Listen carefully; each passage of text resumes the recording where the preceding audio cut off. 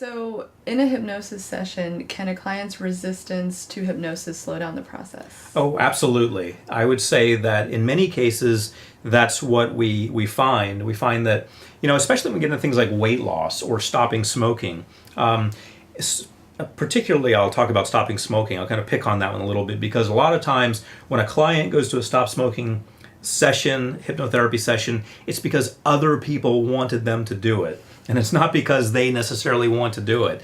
Their spouse sent them there, or their mom sent them there. And a lot of times they pay for it, and they pay for it for them. And I should say, this is a great place to say this, I never take a client for smoking who someone else has paid for 100%. I make sure that that person is at least 50% invested, because you need to have them on board with you. If they think it's someone else's money, now if it's a spouse, it's essentially their money, but if they think it's a friend's money or their parents' money, a lot of times they're going to think, well, we'll see if this works. If not, I haven't lost anything. So they're not really invested. They're literally not financially invested in their change. And you may think, well, why does that matter? If hypnosis is so powerful, and we're just talking about hypnosis working or not working, why does how invested they are matter? It matters because you need to have them on board, because a lot of the change that happens in hypnosis happens outside of hypnosis. You're programmed to do certain things, but in each moment you have a choice. You have, if it's weight loss, you have food in front of you. It's, 11 o'clock at night, you have food in front of you. You have a choice. You just had something happen, you just had a breakup, and you used to smoke, and you're thinking of going back to smoking, and you're thinking of buying that pack of cigarettes. Now you've bought it and you have it in front of you. Are you going to smoke or not? It's a choice in that moment. There's no hypnotherapist there in that moment.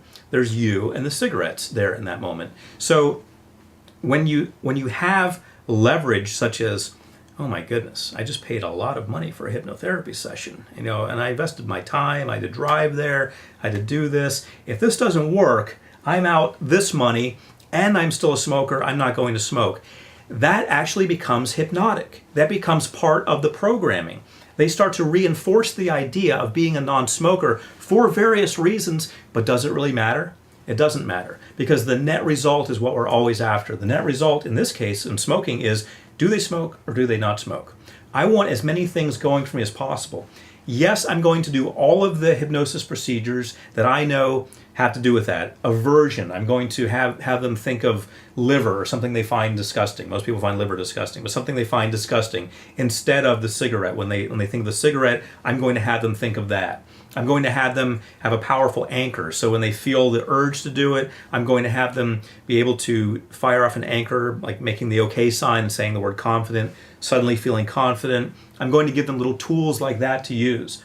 But ultimately it comes down to just having enough of whatever it is to get them to stop smoking. So that's where the power of that comes in.